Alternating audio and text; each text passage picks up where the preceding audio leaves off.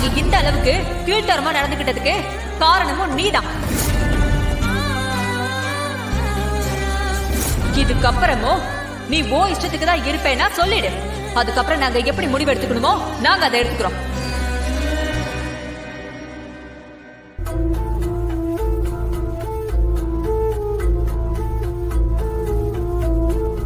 சாரிக்கா, இந்த அளவுக்கு பிரச்சனை ஆகும்னு நாங்க எதிர்பார்க்கவே இல்லை.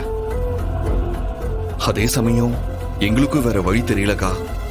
அத அப்படி ப்ரூவ் பண்ண வேண்டியதா போயிடுச்சு.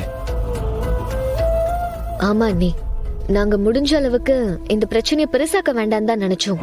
ஆனா எங்களை குற்றவாளி மாதிரி கேள்வி கேட்டுட்டு இருந்ததால நாங்க இதை பண்ண வேண்டியதா போயிடுச்சு. நீங்க என்ன பண்ணுவீங்க? நான் தானே உங்களை ப்ரூவ் பண்ண சொன்னேன். நான் அப்படி சொன்னதால தானே இப்ப உண்மை தெரிஞ்சது. இல்லனா நானும் உங்களை தப்பா தான் நினைச்சிருப்பேன். என்ன இருந்தாலும் கபிலன் பண்ணது தப்பு தானே. ஆனா என் வீட்டுல இருக்கிறவங்க எல்லாரும் ஏன் இப்படி திடீர்னு நடந்துக்கிறாங்கன்னு தான் எனக்கு தெரியல.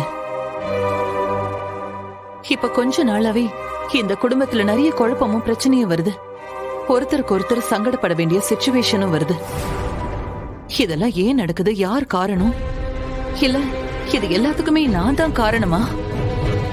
எனக்கு எதுவும் ஒண்ணுமே புரியல. ஆனா எனக்கு தெரிஞ்சு நான் எந்த தப்புமே பண்ணல.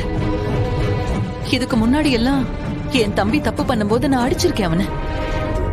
ஆனா இன்னைக்கு நான் அவனை அடிச்சதுக்கு அப்புறம் அவன் அப்படி பண்ணதுக்கு நானும் ஒரு வகையில காரணம்னு சொன்ன உடனே ஏதோ என் மனசு அப்படியே ரொம்ப வலிக்குது.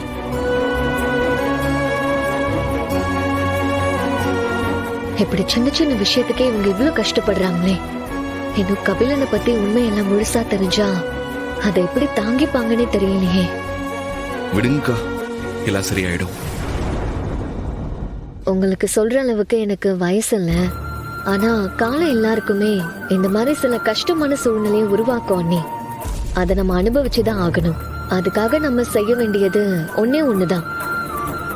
எக்காரணத்து கொண்டும் நம்ம மனசை மட்டும் தளர விட்டுற கூடாது. எப்பவும் இதே மாதிரி உண்மையா இருக்கணும். ஒரு வகையில உங்க கஷ்டத்துக்கு நாங்களும் காரணம் தானே அண்ணி. நாங்க மட்டும் இங்க வரலனா உங்களுக்கு இந்த அளவுக்கு பிரச்சனை வந்திருக்காதுல்ல.